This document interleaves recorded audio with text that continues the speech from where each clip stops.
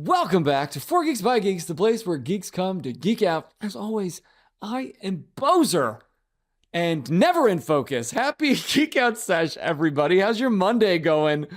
Uh, you know what? I'm not mad that the camera zooms in on that wall because your boy painted it. And I'm proud of it. I am proud of that wall. So go ahead, camera, pop off, show off my work. I'm less important. That wall is more important. The biggest flex is that T saw like this image and I think I showed him when it was all done. This was, God, over a year ago at this point. And he thought that I had like screen printed it or like purchased a wallpaper. He does know that I am a scenic artist in like my part-time. So I don't know why he thought so little of my skills, but that's fine. Hi, everyone. If this is your first Geek Out Sesh, hi, welcome. Where the hell have you been? We do this each and every Monday, except for the Mondays that we don't, where we hang out with a brand new Geek Out guest from across the geekosphere. They could be creators, they could be content, they could be artists, authors, game developers, or in tonight's case, all of the above. This guy is popping off. He doesn't know when to stop. We're going to get into it. And if you saw the post on our Instagram or Facebook, if that's what brought you here, let me know in the comments. I want to know what brought you here tonight. Did you just stumble across it in the feed? Did you know on purpose? Are you a fan of my guest? My favorite is when all the fans of the guest show up and it just take over the feed, take over the chat. I am secondary, as I usually am. But that's my favorite. So if you're here, you're watching, please say hi. This is a safe space. We are a safe space to geek out loud. We've always said from the day one that everyone should have a safe space to geek out loud so that you have that area that you are not being judged and you can just love this stupid shit that we love. And there's no harm in it. There's no judgment in it. And that's what we are here to do. Because the louder you geek out, then you are able to bring more people to you. And you find that you are actually not alone in this journey that we call life and the geekdoms. So hi, welcome. Go ahead and answer the QOTD for me, which is if you had a superpower, if you could choose one, what would it be? I always, as a kid, I always said flying because I had like that one dream where you get to fly and it literally felt life-changing to me. Like I woke up super depressed that I couldn't fly because I'd never felt more free and alive in that moment. But the older I get, like the more logistical that comes to be. Like, what if it's cold? What if it's hot? What if it's like, I got hair, like if I take off into the sky, my hair's gonna be windblown as heck and I can't show up to work like that. And I'm just finding like, I feel like I don't have enough time to do all the things I want to do. So like the ability to control time at this point is my go-to. Whether I could stop it, speed it up, slow it down, just like literally pause it, and then you can go live a whole life and do whatever you want. To be honest, I wish my superpower would be control technology and keep this camera in focus. It's fine. It's fine. It's fine. But let me know in the comments. I just got back from Canada. Your boy has been traveling the world. I was in London a few weeks ago. This week I was in Canada. I'm international. That passport is getting some work.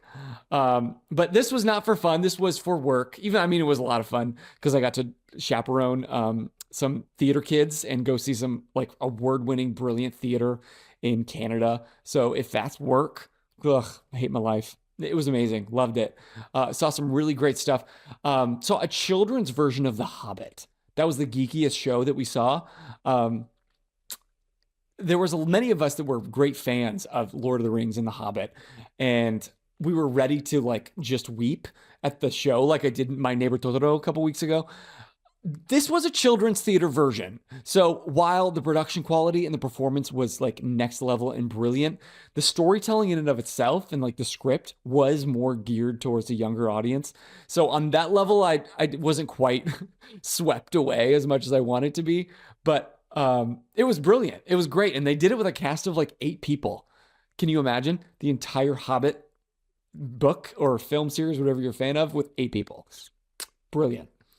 But if yeah, I know you didn't show up just to hear me yap. Otherwise, that'd be a different day. It's Monday. We are here to geek out loud with another person that I literally just met a couple weeks ago. Just like last week, this camera really is going to be a thing all night. Okay, I guess we fighting. Just look at my guest. Don't look at me.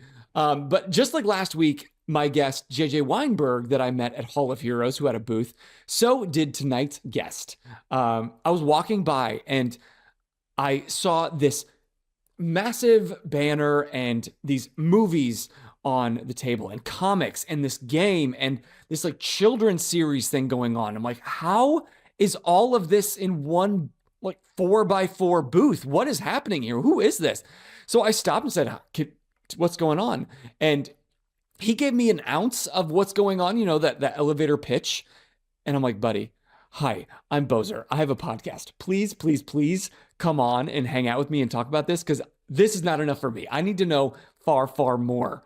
So if you're a fan of this universe or the artist behind it, or whether you're just showing up, stick around because this is going to be an incredibly interesting, amazing Geek Out Sesh. But please join me in welcoming my geek guest tonight, Mr. Demetrius Witherspoon. Hello, hey, sir. What's up, man? I am geeked out to be here, man. Look at you using the branding already. You're brilliant. Hey, that's what we do. But my ADD is not going to be able to handle this blurry camera all night, Demetrius. I'm telling you right now. I'm just here for you. Don't look at me because I'm going to be distracting. I'm going to be like, dude, thank you so much for coming tonight. How are you feeling today?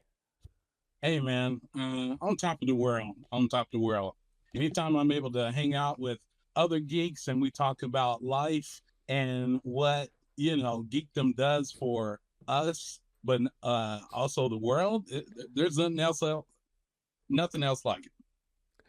I'm just surprised you had any time at all to hang out with me. Like I said, with all you've been doing and you constantly are grinding toward, we are going to get into it. But like, honestly, from the deepest of my heart, thank you so much. Yeah, no problem. It's it is a grind, but it's like they say, if you do something you love, it's never work. It's just what you do. I'm going to push you on that in a little bit. From like personal experience, I'm going to push you on that a little bit because I think it's you could have some interesting answers. But first, the first question I got to know is the question of the day. If you had a superpower, what would it be? Invincibility, kind of like Luke Cage. Okay. It just, and that would help me take care of some things that, make sure my family's okay. And it's like, dude, really? You can't, that bullet ain't gonna even mess with you. You know what I'm saying? So, and just. Are you being shot at a regular basis? Well, no. Okay, thank God. The power and super strength, that's all related, All those home renovations you've been putting off, you're like, I got you. That's right. I got you. What? Well, for anybody that is tuning in that isn't tuning in because you're already a fan of you, give us that same elevator speech you gave me at Hall of Heroes Comic-Con in Elkhart, Indiana a couple weeks ago. Who are you and what do you do as a geek? Well, I'm Demetrius Witherspoon, and I'm the writer and creator of the Submerge Universe. So I've done commercials, I've done films, but I created this Submerge Universe, and it's about a lady that gets experimented on to be a super soldier and then thrown into another world, and she has to find her way out and fight for a child. And so, sci-fi, it's just been a fun piece to create, over it's almost 12 years now. Woo! And I'm just realizing that I told you beforehand that I was going to play the trailer before I even brought you in. And I got so excited to bring you in that I didn't do it.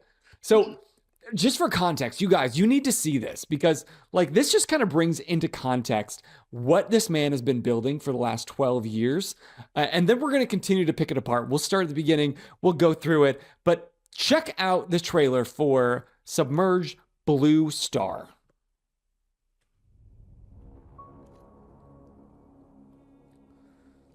Sorry about that, Demetrius.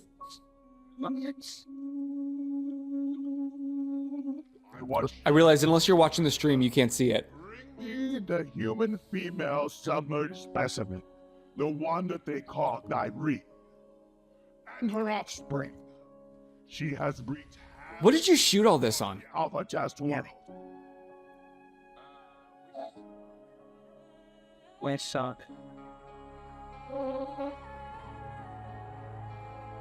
Toes were in on it to me. For the eyes.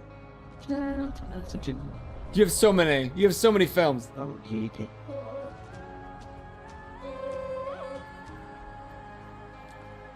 But like even your graphics, your special effects, like this is not your backyard filmmaker. Yeah, with that. For what? We never sleep. There's licks.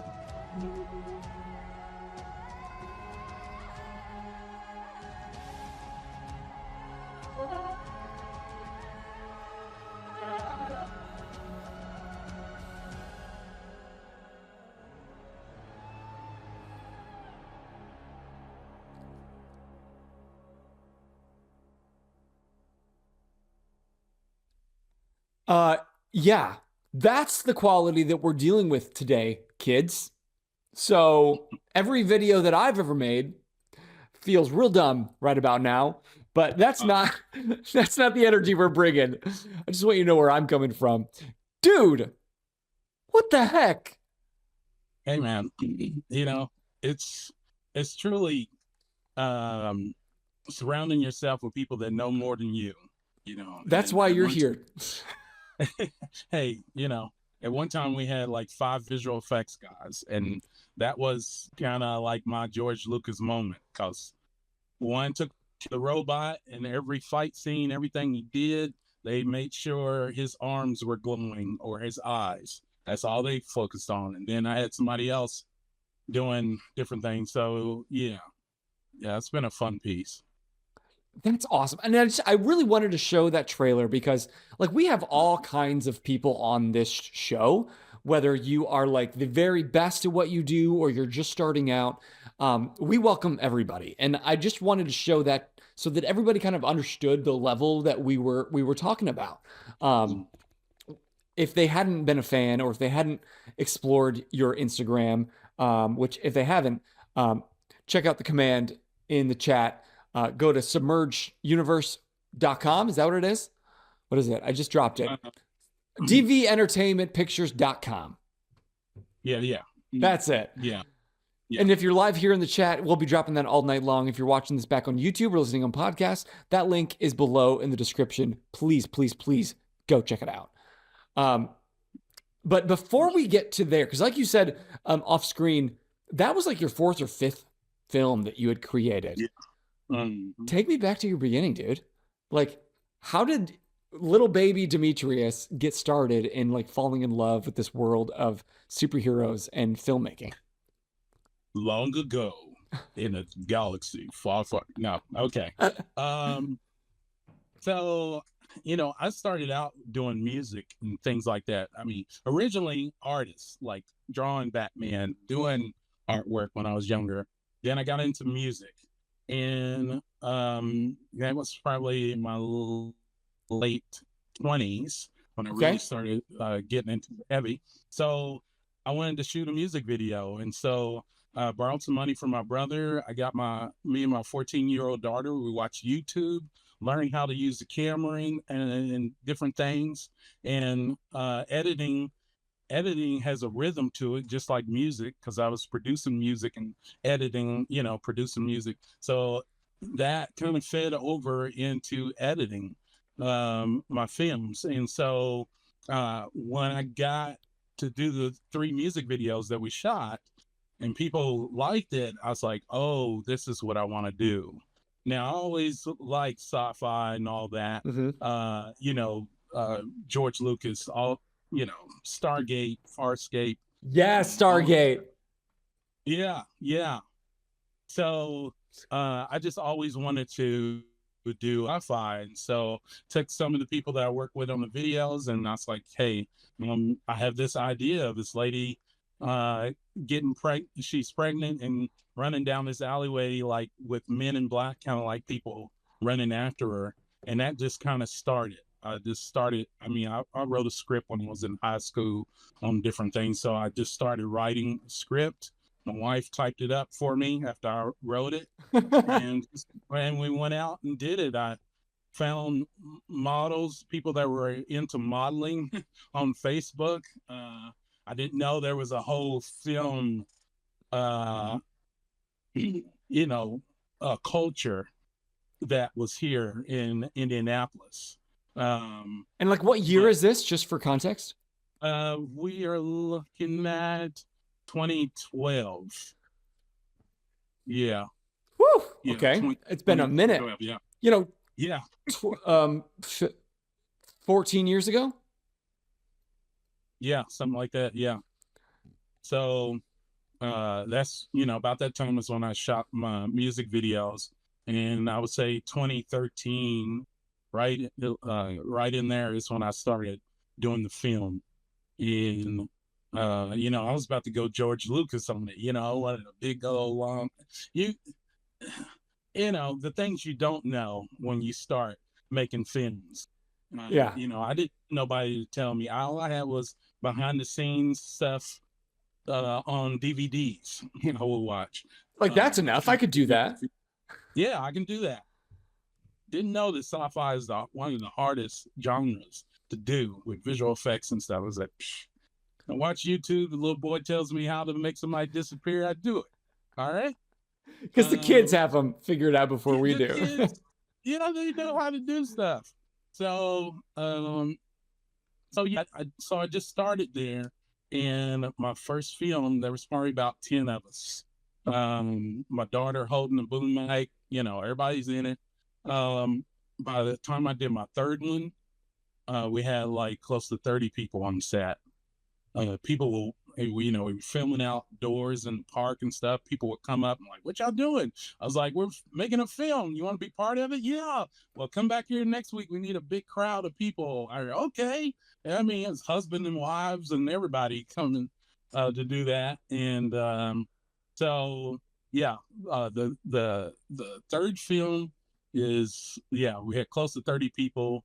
That's when Bishop Stevens, who's a former WWE wrestler, and he's on like Walking Dead, Chicago PD, and a whole bunch of other ones. You can look him up, Bishop Stevens. Bunch of horror films right now. He's doing a lot of movies. And then that's when Katie O'Brien came on board. So if you look up Katie O'Brien, or you probably know, she has been in Star Wars, Mandalorian season 2 and 3. Yes. Officer, and she, you know, spoiler alert, she got, you know, the one guy killed, got his brain scrambled. She was in Ant-Man 3. She was in Black Lightning. She's been in Mission Impossible with Tom Cruise, the last one that he did, and then so many other movies that have come out now. So look up Katie O'Brien, but one of her not first film, I would say probably second, maybe, or third, she was filming with us. No way. Yeah. You gave her start. You were the grandfather of Katie O'Brien. Well, part of it. You know, it's just once I tapped into the film community, you know, it's like, oh, okay, we got the Indiana Filmmakers Network. They have chapters of filmmakers where they meet once a month. So you can go in and meet actors and producers and people even working in Hollywood, but they live here in Indiana. So, you know, from that's found out how they had a web page for actors, and Katie O'Brien was sitting there. So I have not released it. I have footage of her doing the auditions at Starbucks. That's where we had our audition. No way. Yeah, and I remember she walked off. You know, was like, "Oh, we'll call you," and she walked off. I was like, "Oh my god!" Like, she is like the full package. You can tell when an actor that they're learning their craft, and that's the next step from somebody just saying, "Hey, I want to be an actor," and no, you see that she was putting in the work. Yeah, they're serious. They're doing Like, the stuff at home. Yeah. yeah, they're doing it. They're going to classes. I even did a scene with her at one of her classes, acting classes, because I went in there to look for actors, and they're like, "Hey, you want to do a practice scene with Katie O'Brien?" I was like, "Sure, let's do it." You know, so so it's just interesting to see how people they grow. The ones that are really into their craft. I've seen people from, doing this a little bit to stardom, That is wild. Like, I need your help with getting guests on the show because I keep shooting my shot with some bigger names and it ain't happening. So, connect me with your friends, dude. Demetrius, I need you. My people will get with your people. All right. We'll see what we can do about that. Yeah? What if I have no people? Does that matter? It's just me. It's just me. You can make something happen, and don't give up on that because you never know. Just like you did at Halls of Heroes, that's how you can get you a It's like, hi. actor, Yeah. Hi, I'm nobody. Do you want to come on my show? And you said yes. Yeah. So thank you. That's all you need, right? Yeah. That's all you need is yes. And I find that the smaller shows, just like Halls of Heroes, are the best time to talk to actors. Because sometimes, they're not as busy as the bigger cons. And so they're just waiting. And then you're like, look, dude, this is what I do. Would you be open to come on the show real quick? Hey, all it takes is just one. Let them see what you do. It only takes one. I'm a firm believer because I've lived it. Okay. So, okay. Well, I'm writing that down. I'm going to keep reminding myself of that. Yes. By the way, I don't know if you saw it before you came on, but I'm in theater, and if ever you need actors, I am in fact an actor. So, keep me in mind. I got you. So as you were building this thing, you start with music video. You're like, okay, that was fun. I'm gonna move on this thing. When did this idea of this Submerge Universe, like, when was the point that you're like, I think I want to create an entire world, or was that an after the fact thought from the first iteration? Well, I didn't go to school I didn't go to film school or at that time I hadn't been to any cons or anything. I just watch people on TV. It's like, wow, look at people dressed up like a Wookiee or what have you. That's fun. Yeah, that's fun. But it wasn't until, I always watch, like I said, George Lucas and all of that. That's where I grew up with that. That was my storytelling. I seen that, hey, he's created these worlds, and it went out into the books, and he's got the action figures and all that kind of stuff. So that is what I was looking at. But it wasn't until later that I started to realize world building and how to build your world as you go out. And so that's why, like, my first con was Gen Con, starting out. Like, we made the film. I premiered it at a film festival in Bloomington at the IU Theater. IU? Okay. And the next stop was Gen Con. And from there, like, straight fire.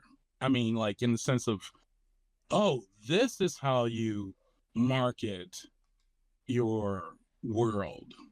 This is how you can cosplay your characters and give your characters trading cards and things like that. And so how can I do what Marvel does, but on my level? So good question. Great question. Yeah. So not only as a filmmaker and a world builder, but I was thinking the marketing is so, and how can I do it affordably? Because you don't have a lot of money, and if anybody knows about filmmaking, you know, unless you got a rich uncle or a rich dentist, somebody that really believes in Dentist. you and just says, "Hey, take this." You are putting your money into it. You're putting your blood, sweat, Yeah. tears in it. So I'm like, how can I do that on my level? So being an artist and a creator, I did a lot of stuff myself. But No, that's interesting that you said, how can I do what Marvel's doing, but at my level? Because I feel like I've known a couple friends that have maybe strived to do what you've done, and immediately becomes this monster that they can't contain. Maybe because they're not thinking of a marketing level like you are, or maybe they're not pacing themselves. Um, but like when I stopped at your booth and I heard all that you've been doing, like some people came to mind that I'm like, I have seen this grind before, but it has never been this successful.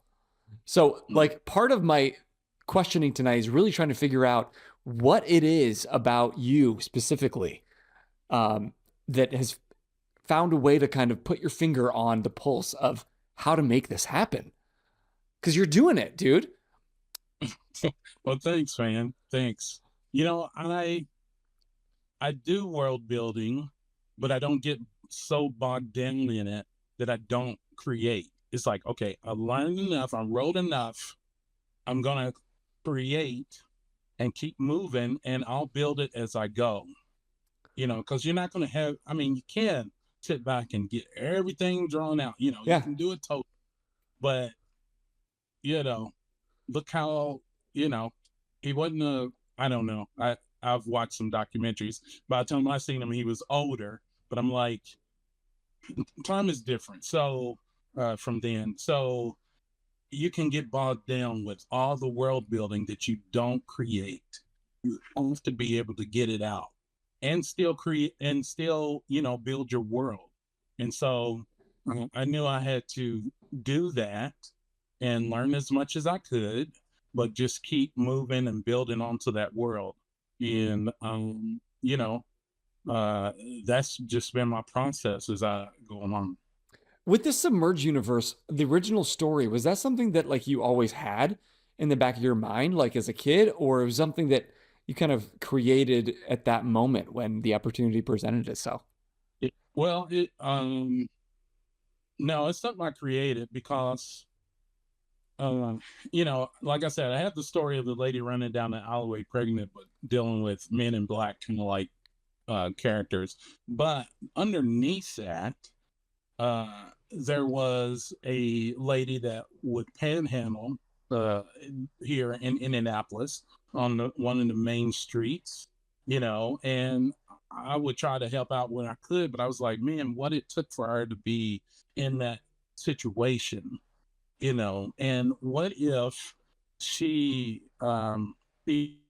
it was taken to be turned into a super soldier, but not only come out stronger on the other side, but uh, find a way to deal with the problems that she has to deal with, but also protect her daughter. That's the combination of that. And I just started building on that.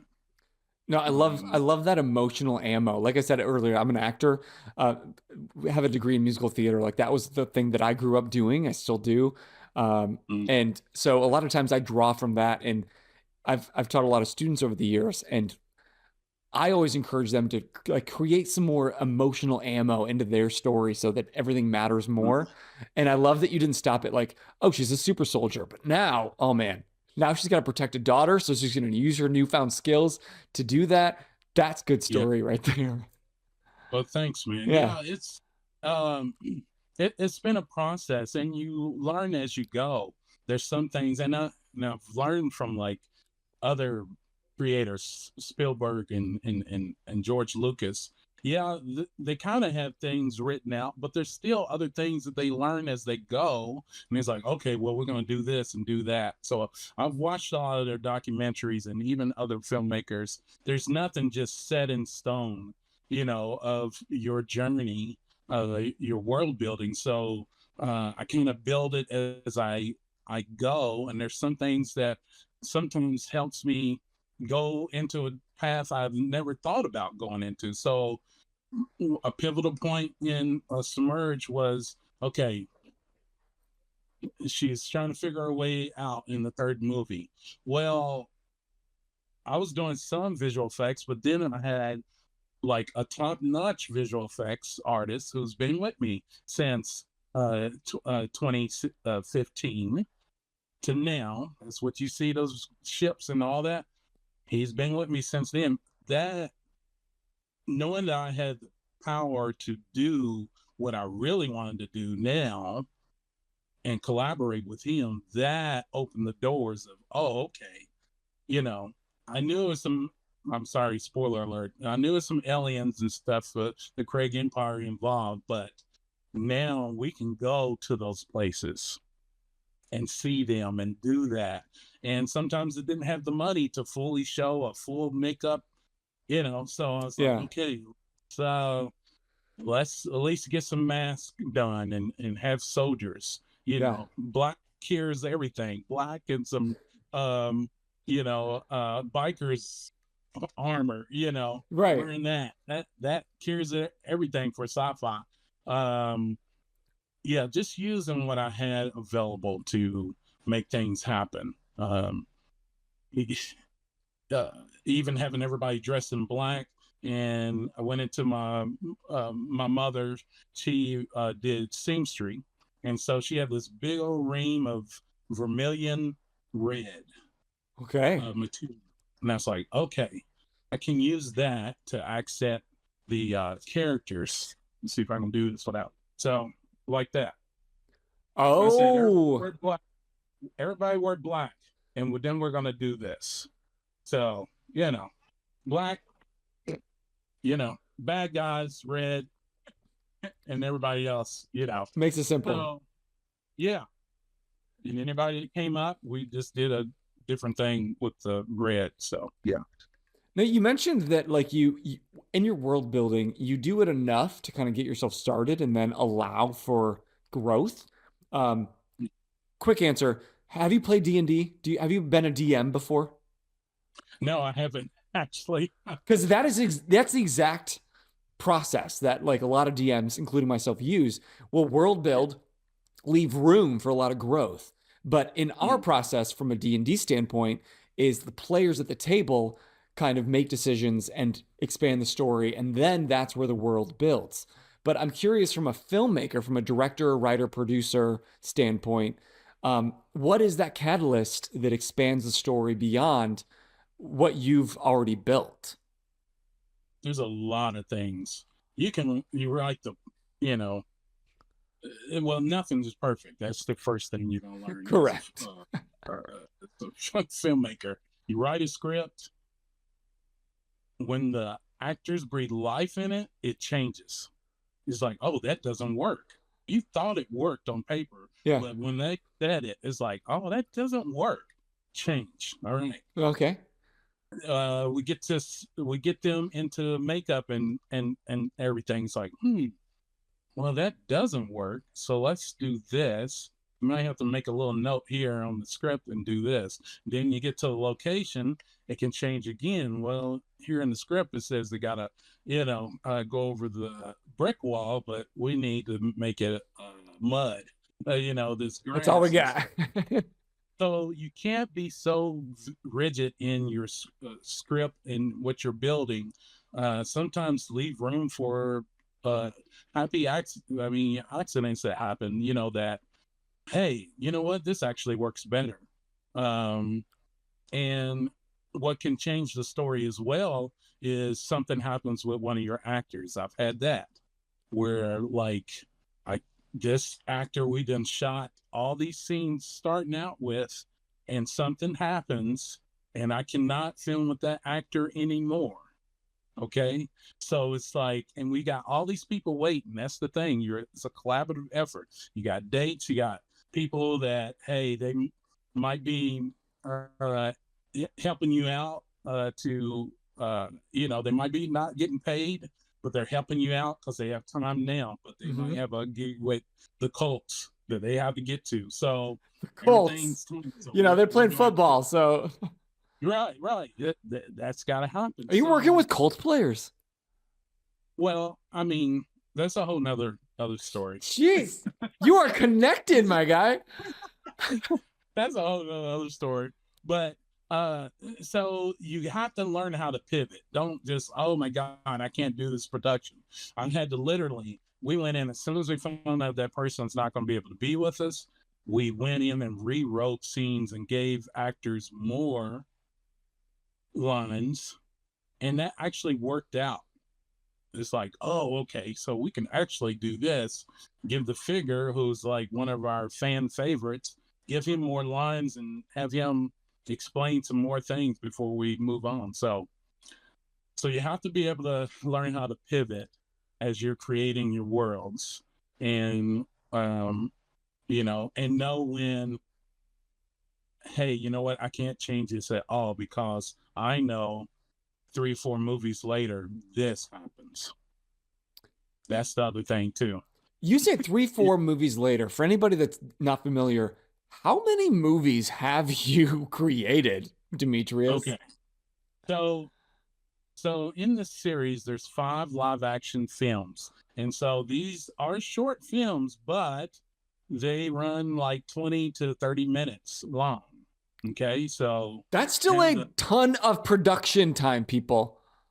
A ton. Yeah. And so what supposed to happened was on our 4th film, I was going to do that, and that supposed to went into a feature film. That's why when I was getting my actors and everything, that core group of Submerge Echo 51, they were going to go on to the feature film. And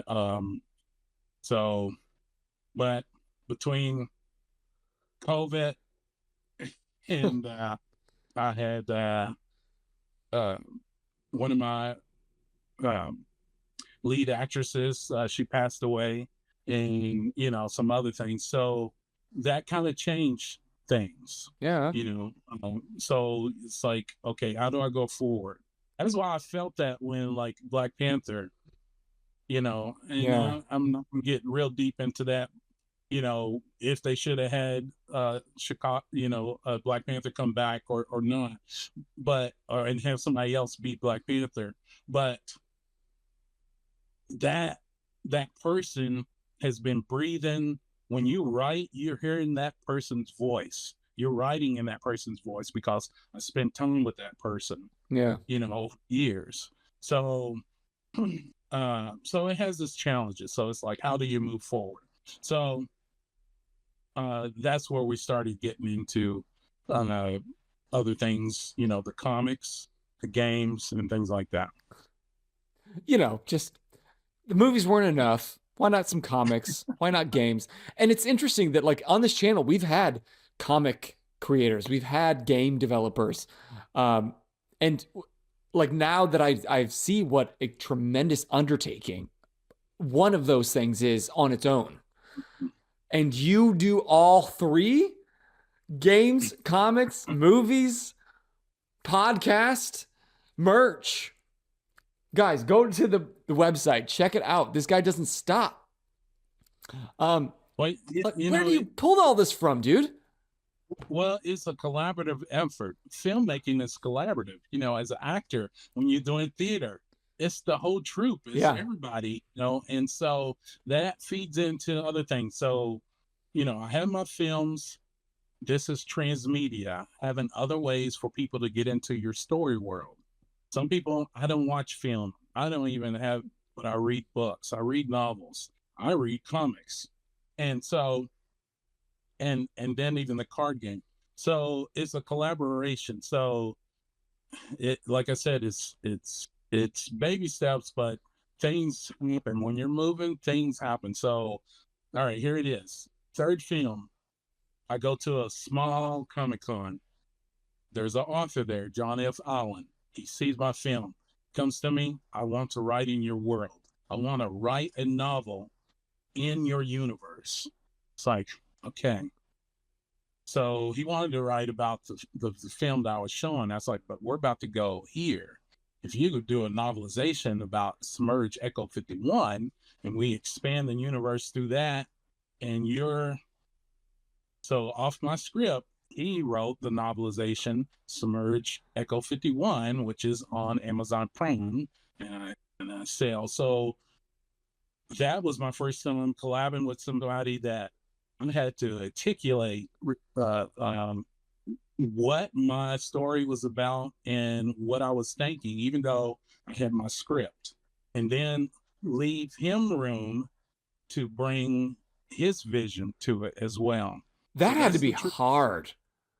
It was. And, you know, like I said, it went back to, like I tell the actors, you know what, you can't really say that because I can't tell them sometimes that this is going to happen later. Oh, you hold But- it. You hold it close to the chest. You don't give them everything yet. Yeah. Okay. Like in the future, that actually this is going to happen. So yeah, that was, you know, giving them room. And then, so we do that. And then when I get into the comic books and write it, I'm still learning. I enjoy comics, you know, but I'm kind of later in my years here, and I wasn't reading comics all the time. So I reached out. I found an artist in Brazil. At the time, he's living in Venezuela. And the money I paid him helped him and his family to move out of Venezuela Oh, to wow. Brazil. So that's, you know, and then from there, I found a comic book artist out of the Philippines, Albert de la Cruz. Just like Facebook, you know, found him. He was like, hey, you know, $25, I'll do a picture of something. And that's when he did the figures, one of my characters, and it was phenomenal. I was like, all right, that's my cover artist. We've been working together for over 10 years. From that, he did all the cards, the art for the cards. That's 180 cards. He did. We hired him for that. And if you see my banners and all that, that was him. So that's how I'm able to keep everything consistent, because I'm working with people around the world. You can't just stay where you are. You have to be able to collab and let them bring something to the table. You know what I'm saying? Because I was an artist. So you can't just say, look, no, it's got to be just like this. Yeah. You know, they have to bring their flavor to it. Dude, I'm loving this even more than I already did. The fact that like it's not just like a one-stop shop, it's not all in family. Like you were expanding beyond this nation. You're making this a global effort to bring these stories to the table in many different mediums that people can access. Demetrius, you are a badass, dude. Oh, thank you, man. I'm glad we got more than like 30 minutes because that's, you know, not everybody gets all of this. Because there's a lot, you know. And, A lot. Yeah. And, you know, I have my bad times. I have my moments where I feel like I'm not moving. I'm not worthy of what I'm doing. And that's where you have good friends that and people that you've are doing things in the industry that understand you, that you're able to reach out to them, and they're like, no, you are doing, you know, what you were purposed to do, but also you're doing it. Just keep going. You just need that one person to say, you know what, you got it. Just keep going, you know. And it's not going to always come from your family. I've had the fortunate part of having my family, you know, help me like doing the cons and video, but you know, a lot of them don't understand all the time. Like my dad, it was just like, hey, you know, what are you doing? You know, here I am, late 30s, trying to do film. I got kids, I got work, blah blah blah. But it wasn't until maybe 8 years ago, my dad said, "Hey," then he said it more than then after that, but I'm proud of you because you've stayed consistent. We didn't know what was going on, but now we see. So, some people go their whole career without Ever hearing get that? something, Yeah. Especially from so like a close loved one. right, right. So that means the world. But even if you don't have that in your family, it's not that they don't love you. There's maybe a lot of things going on. But that's when you find other people, surround people that are doing what you do. And if you can, sometimes you might live in a small town or whatever, go to Facebook, not Instagram. Instagram's more just show. Oh, Facebook is where you find the groups that this is okay. what they do, this is what's going on. So that's where I found Indiana filmmakers. Now I'm tapped into the flow of what's going on in the community with film. And so I'm able, over time, been able to network with people, and I can reach out to them and say, "Hey man, how you doing today? I'm doing all right. I'm having this problem about film, blah, blah, blah." They're like, "You got it. You don't quit. Keep going." You know, hey, I'm telling you, man, this happens. I mean, and I know it happens in other um, jobs and even Everyone. sport. Yeah. Yeah, so you got to have close knit uh, collaboration with people that you can reach out to when things are down or things are happening. Uh, you know, outside the norm. You're like, "This is happening. I'm so happy," but I can't even say it to some of my family because they look at me weird. But this thing is exploding Right. over here, Yeah, for good. that's gotta be so tough because like what you're doing, like from the outside, if this isn't something that you grew up with, if this isn't something that you always like pursued as a child, I'm sure it can look like a completely left field idea and endeavor. But Yeah. like what I'm hearing from you is a a chronic lack of imposter syndrome. I'm sure there are days, but Mm. it feels like you're having those much less days than the rest of us. Like you just show up to a field that you have never been a part of. You're like, yeah, I'm going to do that. And here, you want to help me? You want to join in? Great. I don't know what I'm doing, but we're going to figure it out. You want to join in? And I think that is an addiction that people want to be a part of because like I'm hearing your journey and I'm like, damn, I wish that I didn't judge my love of something or like my desire to chase some dream as much as I do because I'd love to just chase it like Demetrius has. Yeah. That don't don't be so hard on yourself. It's just the culture we live in and all other factors that factor in. But you know, depending on how you grew up and things that affects you, but it's so important to have a trainer, have somebody Mm-hmm. that you can talk to that's in your field or maybe outside of it. They might be a business person, but they just don't do film industry. Somebody you Yeah. can talk to, and I'm forgetting the word, what that person would be, but Like a somebody you can talk mentor. to. Yeah, a Yeah. mentor. Yeah, a A mentor that confidant. you can talk to that will inspire you to keep going. And when you don't have that, it's um, truly just getting out. What has helped me also is doing the conventions. I've figured out my path in the convention space because mine is sci-fi, but a little bit some action hero kind of like stuff. So I can Exactly where I'd put intertwine. you. Right. Really. Like I would put you right there. Those are the two things I'm like, that's sci-fi and Marvel. Great.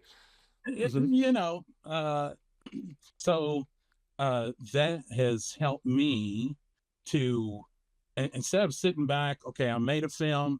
I mean, that's fine. Some filmmakers, I made a film. Okay, all right, now let's make another one. Then let's make another one. I'm making them, but I'm going out to talk and I'm getting real feedback from people, Yeah. not just what's online. your stuff sucks, blah blah blah, all the haters, all that kind of stuff. I'm literally listening to, you know, uh, this lady tell me, this is what I liked about your film. Real This, people. yeah, oh yeah, Yeah. real people. It ain't, oh, hey, I love what you do, and it's like, no, this is why I like your film, and this is how it affected me because I went through this situation, and your film really helped me.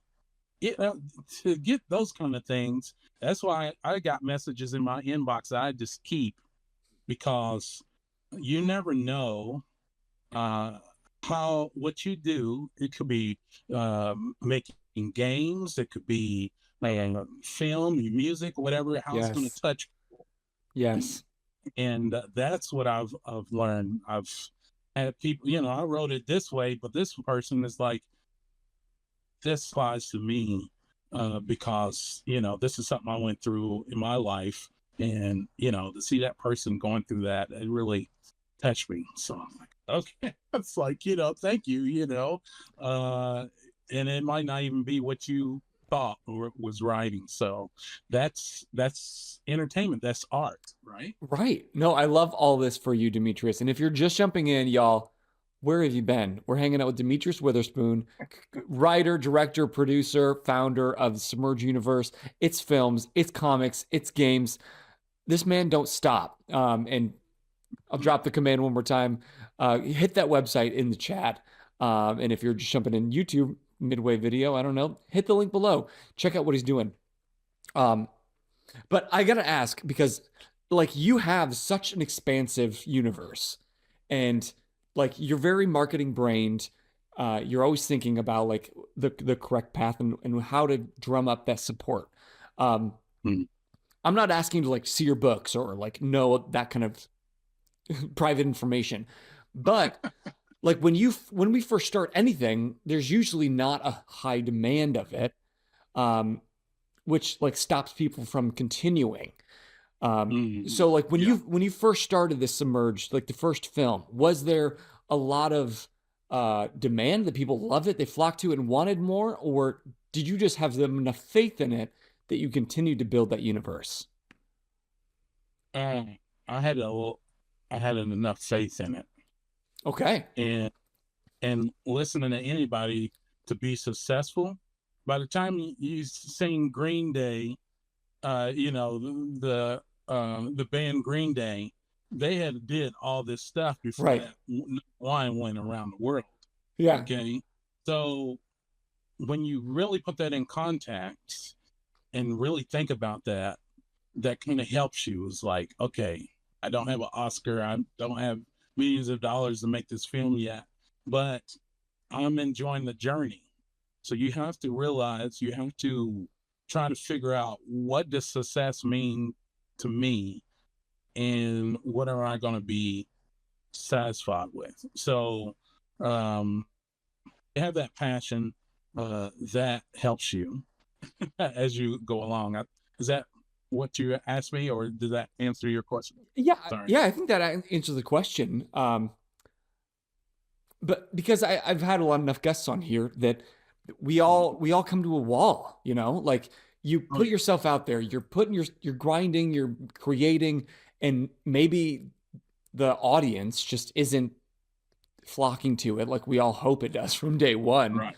And so you have to ask yourself, like, do I keep doing this? Do I stop? But it sounds to me like you just had enough fun in the journey, and like you enjoyed the passion enough that you kept going, whether people asked for more. But I want to know, did it pay off? Yeah, yes, it has. Yes. Okay. So let's go back to that. Well, yes, there are times things they seem like they're not working. Okay. So consistency is the key. Consistency. I wasn't winning awards for my films. Yet. I was going, all these other things. No, at that time, Yeah. now I've won awards and all the kinds of things. So I had to get the right mindset. Look, I want to create these things. I want to make them. If I get an award or not.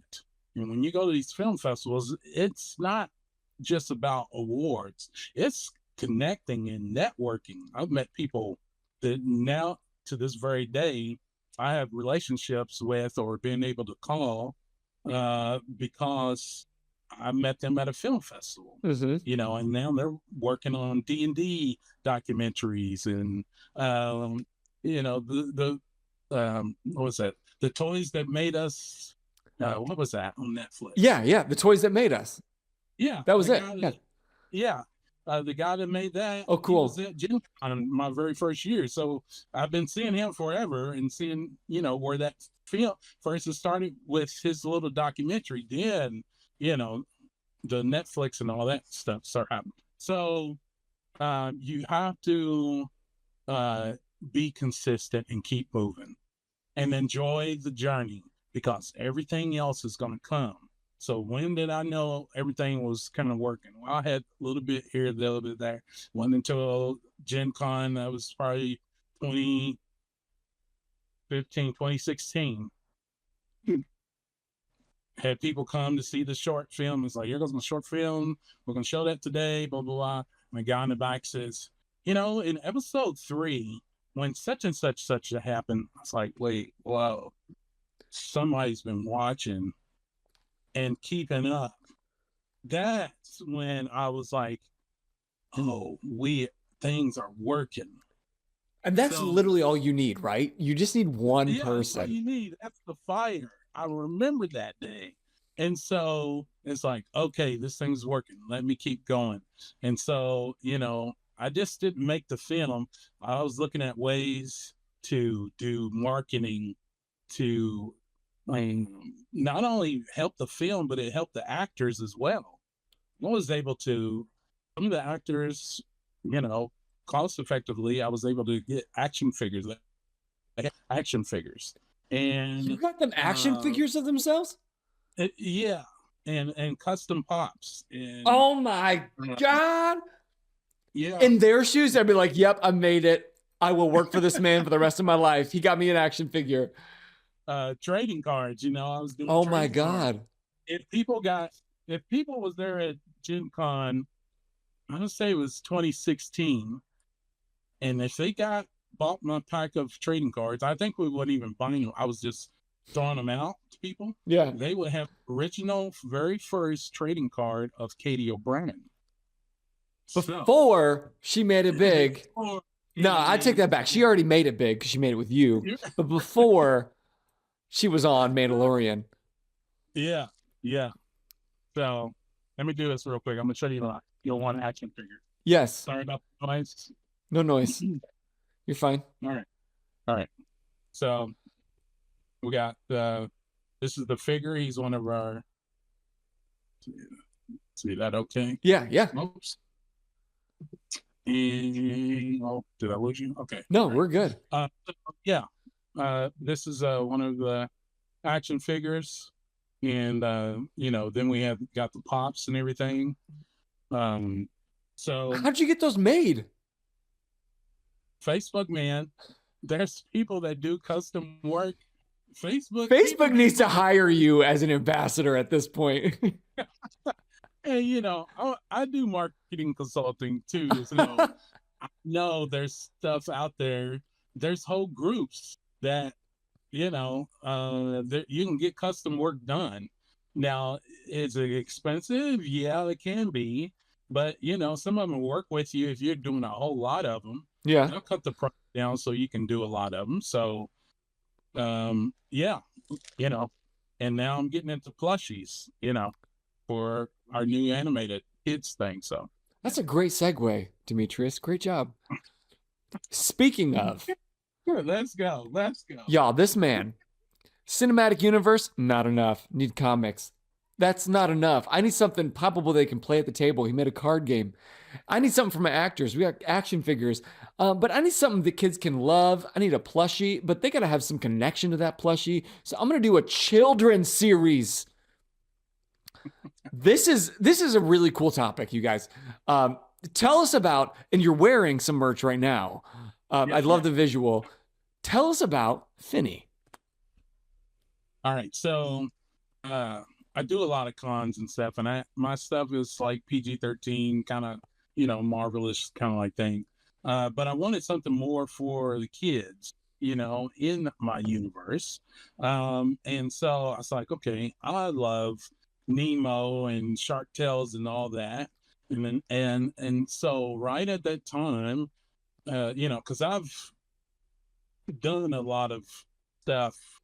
We do have an animated pilot that's won awards, but that wasn't this. It wasn't Finney. Yeah, and that's another story. We do have that, and it's on. You got too many stories, man.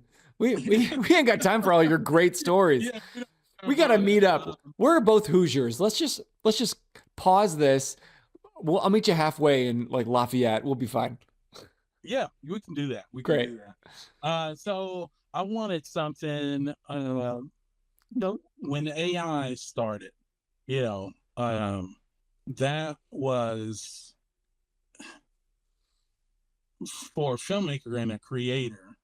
And I've seen where that is a tool, and that opened my world up to where, you know what? There's only so much time in a day or in your life. I'm not going to get every movie that I want done. And so I was like, okay, I can kind of use this tool to kind of expand out the universe over here and still make my live action, as I go along. So Penny's Adventures, I wanted a cute character that swam under the ocean and that finds a little robot and tries to help the robot find his family, but they learn life lessons along the way. And so with the technology of AI, I started creating it and playing, from what you've seen from where AI started to what it can do now. I was like, okay, so I can do a 6-episode. We do about 2 to 3 minutes for each episode. But what I'm going to do, which a lot of people are not doing, and it's not just push a button and you go, I have actors that have come on board, people from Walking Dead and Chicago PD, TV personalities that are coming on board to voice the characters. And so I'm writing the story, I'm designing the characters, run it through AI to create my story world and storyboards. Sometimes I even, I'm going to show you this.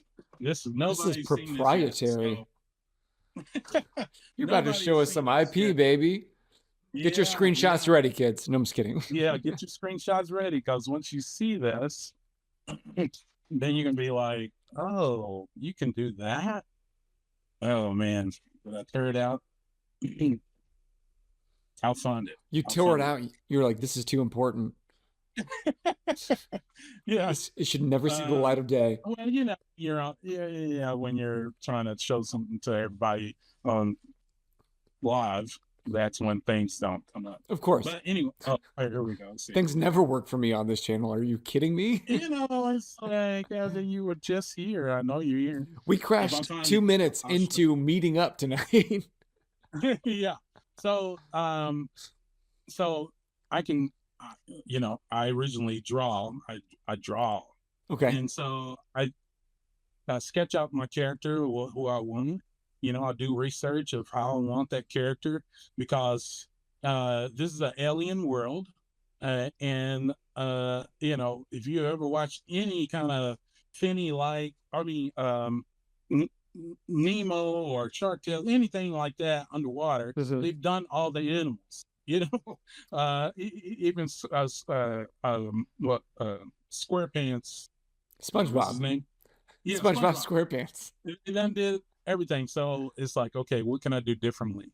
And this is an alien world. So I look up creatures that, a lot of people There's new species that are found. There's different, creatures that not normal people are looking at that are under the sea. So how can we make them into characters? And so I draw out what I want, run it through AI, create that, and then have actors come in and voice those characters from my script. So for And those so, not familiar with like this process in AI, mm, what does that look like? Because like when I think of putting a prompt into an AI video generator, it's not gonna, sync with an actor. So how does that process work with syncing an actual actor's voice with an AI generated video? so it's not cloning their voice. It is literally, and you have the video of the character in a scene, and I'm putting in the audio, and it's syncing it up to the mouth movements. Now I could do that manually. It would take a while, and then even DaVinci, it does have some AI or different programs to click on inside of that. That's a free editing tool. Yeah. Look it up, Hollywood. Everybody uses it, but it does have some AI in it. But it just quickens it up, and it's not training the AI on their voice. It's just literally syncing it. Yeah. It does not change it or nothing. And so, right now, people, they might make a AI, you've seen it, AI anime or what have you, and it's doing the vocals, it's doing the sound or whatever, but I've learned that when you put the real human voice in it, it captures some of that movement. And one of the little Liz, I have a little girl in there, Liz. When I put the voice with it, she moved more and articulated her face more based on the rhythm of the person's voice, and it was different from just AI doing it. Sure. So there's different AI models that will be able to do that. I found the one that works best for what I do, and that's what I've been doing. So we all know that AI is a kind of a hot topic these days. It's here in all of our worlds. It's getting inside of almost every process that each of us partake in throughout the day. So I think I'd be remiss not to kind of push you a little bit. For viewers at home, this is not me trying to fight him on any sort of thing, but I think it's my duty and it's our responsibility as part of the conversation to kind of pick these apart a little bit. So, and I did clear this up with him beforehand that he's okay with me doing so. Yeah. What would you say? Like, I totally understand the time saving aspect. But now that I've heard that for like your comics, you reached out to people in other countries to fill that gap. What would you say to those people that would ask why not do the same for the animation for Finney? That I could do that, but what happens is, because of, if anybody's made any kind of film or even comics, it takes a lot of money to do that. Sure. And at the time, I don't have that. And so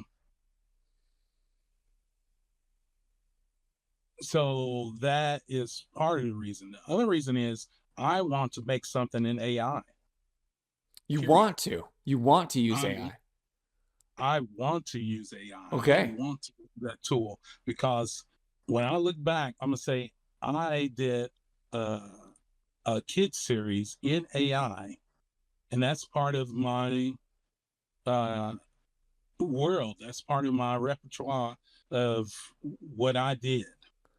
What is that desire? Why do you want to use AI specifically? Because it's a tool that is so powerful, and just like everything else, it has its good and it's bad.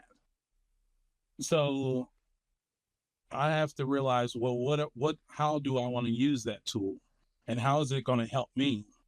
because I don't have the funds to do all. Believe me, this is not my first animated working with a studio. Okay, I've worked with studios in Dubai. I've had artists from Dubai working on an animated film for this. So I'm not coming from just, hey, I want to do an animated film and I'm just going to throw it all in AI and do that. Yeah. You know, so that's where that comes from. I want to do it. I want to learn it because this is not going anywhere. And when we all look back, people are going to be like, you know what? I want to get into AI. I want to use this, or just like CGI. People were against that when it came out. Oh my God, it's all CGI. I remember Angelina Jolie, she did a movie and it was nothing but CGI. And that was even before Lucas did his thing. Yeah. It was green screen and they made a movie that was all CGI. You know, did it do butts gangers at the at the theater? No, but this guy did it. He had that thought. So that's where I am with AI and doing this. I know that I could probably reach out to some artists. Not probably. I know I could reach out to some artists and do this, but I'm also knowing that these tools are here, that I'm going to use it to expand my universe. And, you know, that's bottom line of it. But the other thing on it is, I know everybody has their different take on it, and I understand that. Sure. But how does it make people feel? And I only know that feeling already because of doing these cons. So I've already gotten feedback from kids who have seen some of the work of Finney. Oh yeah, yeah. Because when they get I have these portable tumbler cups. Yeah. When they scan it with their phone, they get behind the scenes stuff that nobody else is getting. And so they are getting the characters from Finney's adventures, talking to them, telling them their backstory before the series ever comes out. And when the series comes out, with their cup, they'll have the whole series with the cup. So, like I got a message the other day from a grandparent. I bought your cup at Comic-Con and I gave it to my granddaughter. She took it to school. She loves it. The kids and the teacher that was there, they loved that character in the cup. And so, you know, just let me know when you get the rest of it out. And she bought a shirt as well. Okay. So, oh, you know, AI's going to do this. But the consumer, they know what they like. So that's all that matters to me. That little girl knows what she likes. That story speaks to her. And she likes Finney. She likes Finney. So, you know, so yeah, it's a tricky thing. And any filmmaker, you're going to have your, how do I want to say, for any filmmaker, you're going to have the tools that you use. Some people still use film. I want to just use film. We're going to do practical effects. That's all I deal with. I know some filmmakers, that's all they deal with. I want practical. I'm not going to do none of that visual effects, CGI stuff. And here we are in 2026, but I'm doing that. So that's cool. That's that whole lane. That's your tool. It's your art tool that you want to use. And it does get tricky because you do sometimes see stuff that looks like somebody else's or what have you. But, you know, you could also make the I don't know, and I don't do that, but you can also make the point that art is inspired by other artists until they make it their own voice. It's like there's no original idea under the sun. There is no original. Think about Lucas. none of that is original. He's put stuff together and he's told it through his voice, and think about how many films y'all see on Instagram and stuff, and they put it side by side. It could be an old 1939, Sure. movie, or Yeah. when they did it with aliens, and they were almost seeing and moving the same way. Mm-hmm. So art, it inspires you. You shouldn't steal nobody's stuff. Okay, that you shouldn't steal nobody's stuff, but it should inspire you. And moving forward, you should have your own voice in what you do. That's what film or anything else. So, And do you feel like you still have your voice through Finney, though it's AI generated? Because I'm writing it. Yeah. And what I don't like, I'm cutting or moving. I don't like that. You know what? I don't like the eyes and whatever else. I'm gonna take that into Photoshop, recreate that, fix it, put it back into AI, and get what I want. I didn't like the tail. Tail kept coming out differently. Then I figured out how to keep everything consistent. There's a way to keep everything consistent. And AI is growing and getting bigger, but I figured out, and a lot of people that's in AI right now, they've figured out how to keep things consistent so your character is not changing and doing different things as you go along.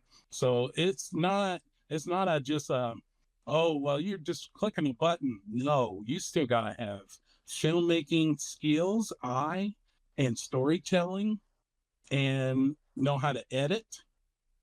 Okay, AI's kind of getting there, but it's not there yet.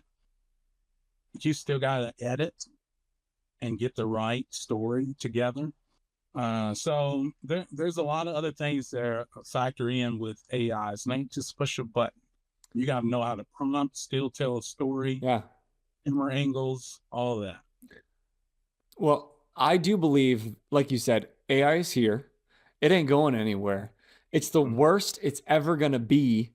It's only going to get better. And this is not the first junction in history that we've come to a point of some new technology and deciding whether we're going to accept it, we're going to reject it, or we're going to use it. And so I think it's something that we all got to wrestle with. And in the art sphere, I think that conversation is a very hot topic. So thank you for your candor and being honest and speaking to that. Yeah. And it doesn't cut out me having a relationship with my other artists, like, and what I've worked through. Yeah. When I get my money up the way I want to, then, I work with them a little bit, but I'll work with them more on this project or what have you. Because I understand that. I come from an art background, so you still have those relationships, but you can realize these other new tools that are happening.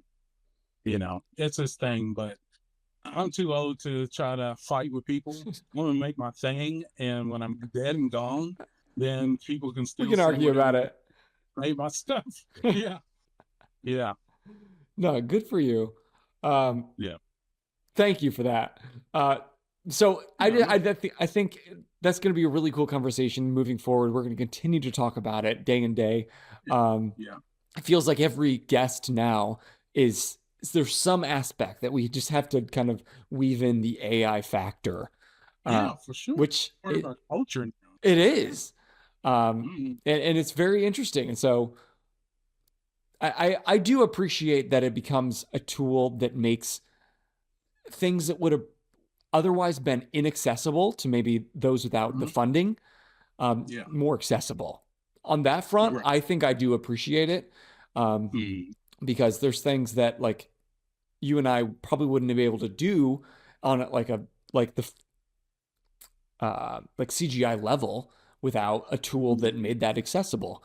And ideally, well, it sounds like for you, it's a stopgap,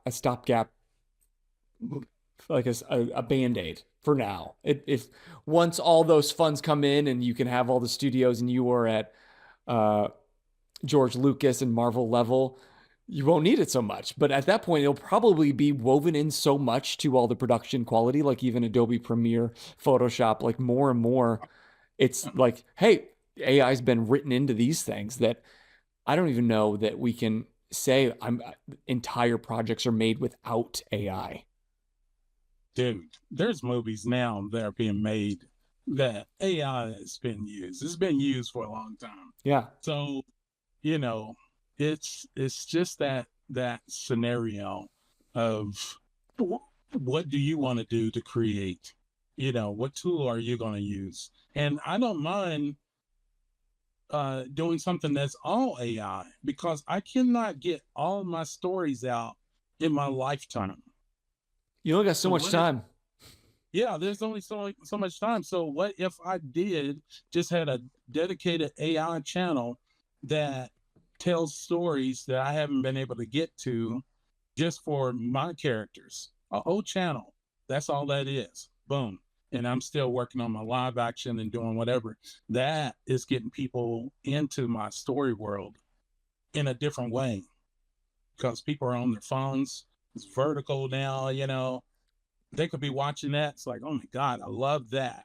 What's over here though?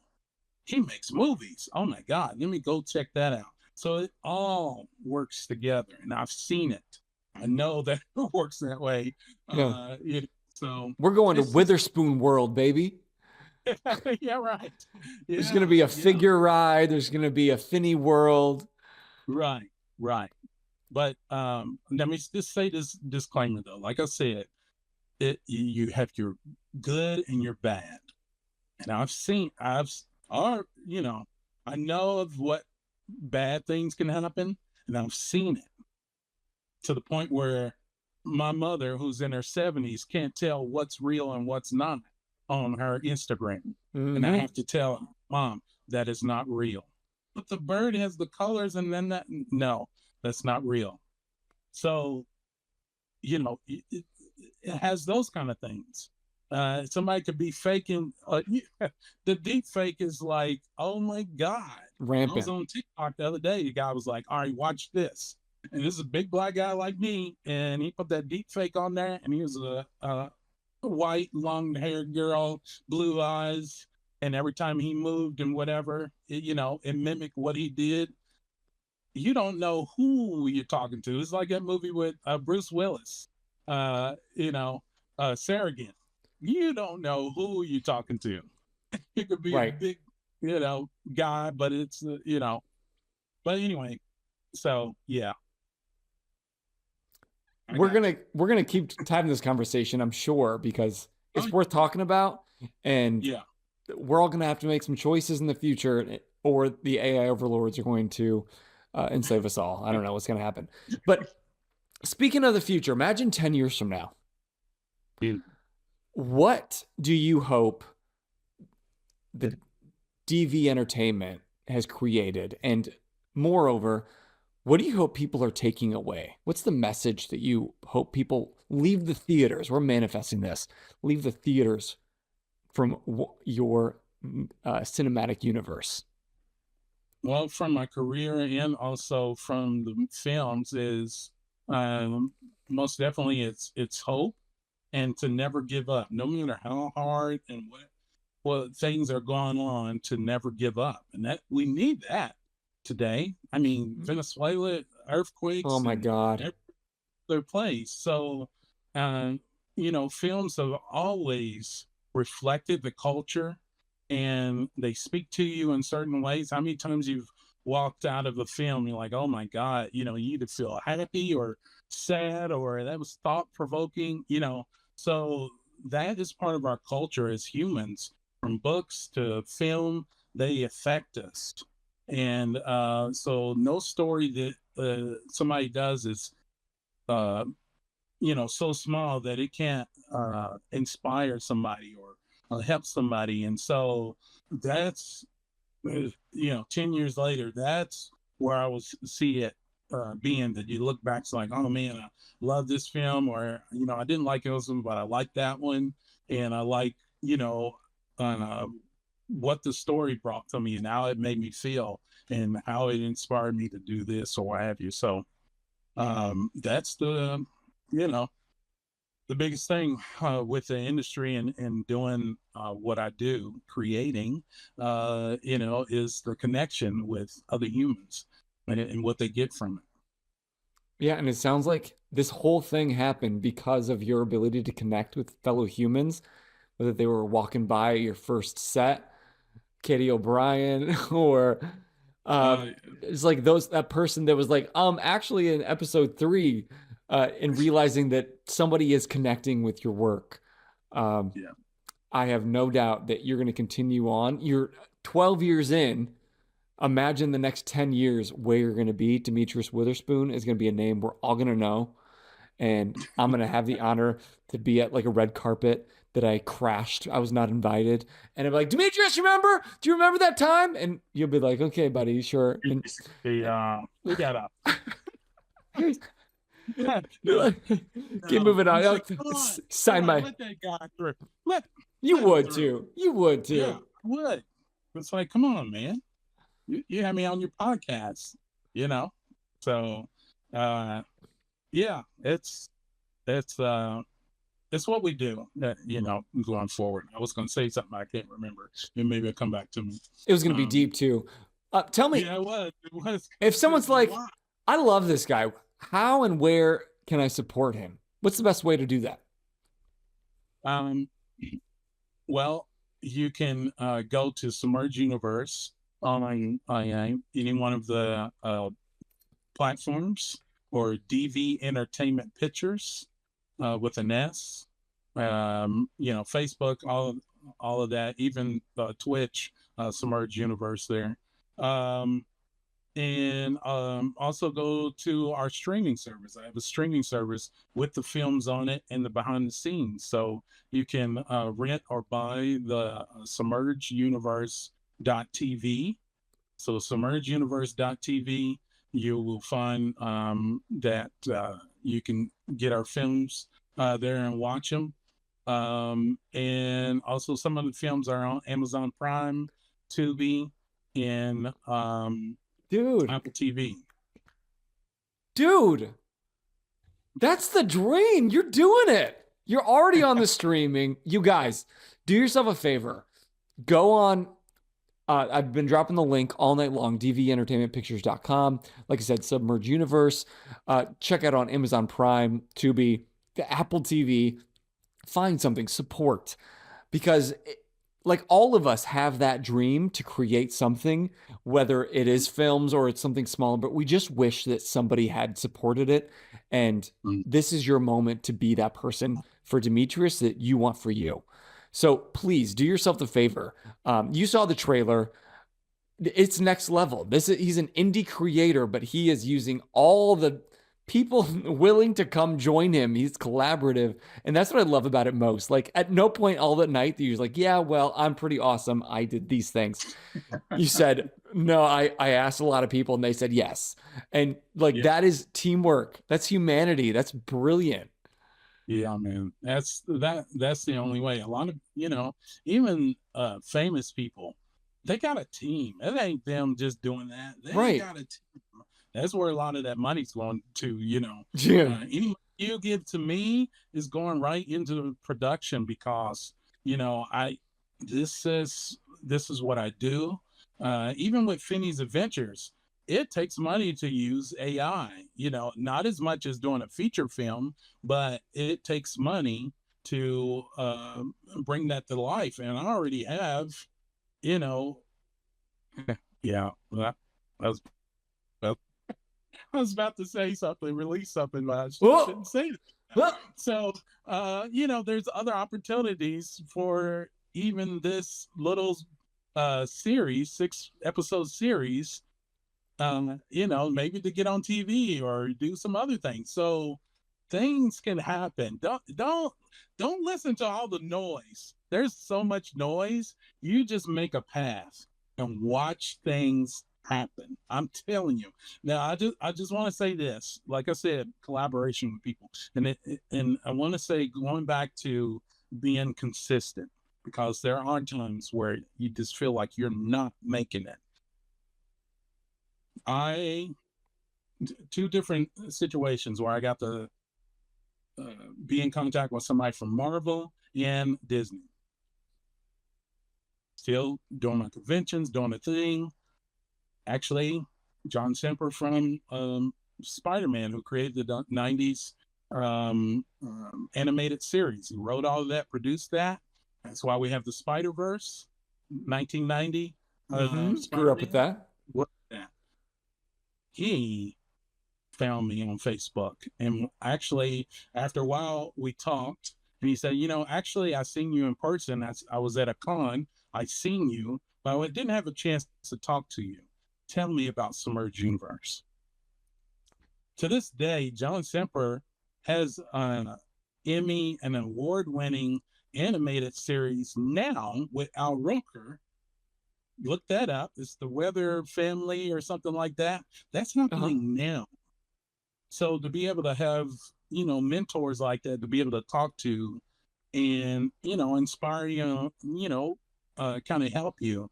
The next thing was, again, Facebook, talking to people, connecting. I connected with a director from Disney Animation. We talked for years. One day we finally call each other. And he says, what's going on with Submerge? I was like, well, I'm working with some guys in Dubai, but things ain't not working out with my animation. Well, why don't you come pitch it to Disney? Why don't you come pitch it to us? It's like, okay, all right. So that's a whole nother thought. Like, do I want to try to give all of this that I've made away? What's going to happen? Blah, blah, blah. All these things are running through your head. It took a year to have a meeting with the executive. And so from that, I can't go into great detail about things. NDAs and all that. Well, yeah, just you get those, I wouldn't say once in a lifetime opportunities, but you get those opportunities like you never dreamed you would have. So you try to be ready as much as you can and realize like, well, my door is open. I have two contacts at Disney. So whenever I want to pitch something, they've let me know I can pitch to them. So consistency, enjoy what you do, keep moving, try to grow as you go. People are going to watch. They're not going to always say anything. They're not going to always you're not going to always get the likes, but they're watching. And when the time is right, hey, you're doing an awesome job. Why don't you come talk to us? Tell me more about this. It can happen. That's where I'm speaking from. Good. That's where people can say, oh, blah, blah, your movies are, I'm not perfect. My movies are not perfect. My comics are not perfect. But guess what? I did it. You did it. I did it. You did it. And I'm moving on. Some people talk, they haven't done nothing. Right. So, and even if they have, and they've been successful at it, that's good. Okay, that's cool. That's their path. Your path is different.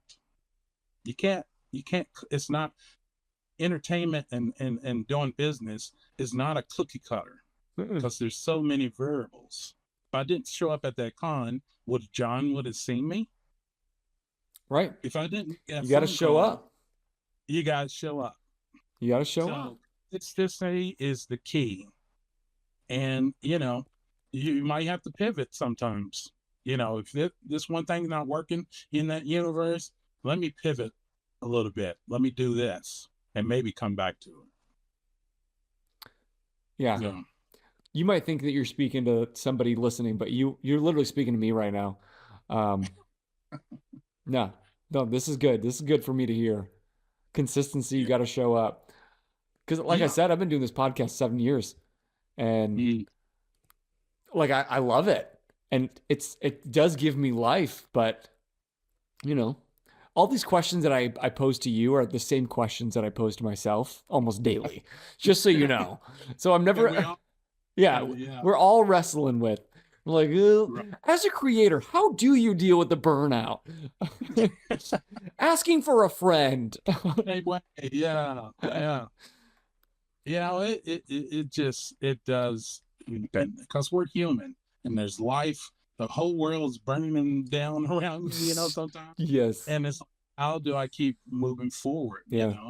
You gotta have a love for it. And sometimes, with, for me, with God's help and also my family, but this also, and being able to create, because that's just something that's in me, that kind of helps me keeps me sane to be able to do that, creatively put something out and do it. Doesn't matter what it is, even if it's a little drawing or stick person on a sheet, I'm doing that. That's what I love. So I'm, it's not a just easy thing, to push forward all the time. But like I said, there's different ways to get help and have a mentor if you can find them. Reach out to me, inbox me if anybody in your audience, have questions or whatever. I'll try to answer them. If I don't have the answer, I will send you to somebody that does, because that's how I got this far. I didn't just do it on my own. Demetrius, dude, thank you for tonight. This was really special, really cool. I am loving what you're doing, and especially loving all the passion and effort behind it. It shows a lot to who you are, and I think a lot of people needed to hear what you're saying tonight, primarily myself. So thanks. Oh, no problem, man. And we'll talk. We'll talk. I want to check out your work. But maybe, hey, we work out something. You come to the Submerge Universe. Well, the last filmmaker on the show said that same thing to me, and I'm going to be joining his short film in September. So put your money where your mouth is, because we're not far. We're not far. That's right. A couple hours drive. We can make it work. But you guys, Mosaic Pants says, thank you for joining the stream, Demetrius. And I echo that sentiment. Thank you, thank you, thank you. Please, y'all, check it out. Everything that he's doing. I keep dropping that link. All his socials are connected to that. So make sure you like, follow, subscribe to everything that he's doing. And hey, while you're here, you can do the same for 4 Geeks by Geeks. We do this each and every Monday, except for the ones that we don't. And we're highlighting all the cool things that you guys are doing in the geek sphere. So if you or somebody it's doing something amazing, go ahead and hit us up, show us, share their link with us, connect us, because I just want to hang out with them. And to be honest, at the end of the night, I just want to make a new best friend, which I think I just did with Demetrius. You can't get rid of me now. You're stuck with me. We're buddies. That's right. Yeah. That's right. For life. For life. Buddies. I'm seeking you out. I'm going to be leaning into your mentorship, and I want to keep up with what you're doing. I'm really excited to see what you're doing. I got to go download all of your films. Encourage all of you to do so as well. But yes. Oh, just quick thing. Yeah. July 18th, I'm going to be at Clark's Kenley Comic Convention. And you can look that up. It's from 10 to 5. It's going to be in, Clarksville, Indiana. And then also I'm going to be at Gen Con, be a guest there at the Writing Symposium and also the film festival that's at Gen Con. We're doing a bunch of panels, but also on Friday starts, we'll look it up on Gen Con. I'll be doing a signing, so of my books and everything. Well, I think this might be the year that I get to Gen Con. Yo, he's at Gen Con. Like, he's been asked invited to be to Gen Con. This man can't even. Yo, I will see you next week. Find Demetrius everywhere that he is. You know where to find him. But until next time, I am Bozer. And I'm Demetrius Witherspoon. And you just keep geeking out. Geeking out. Bye-bye. All right.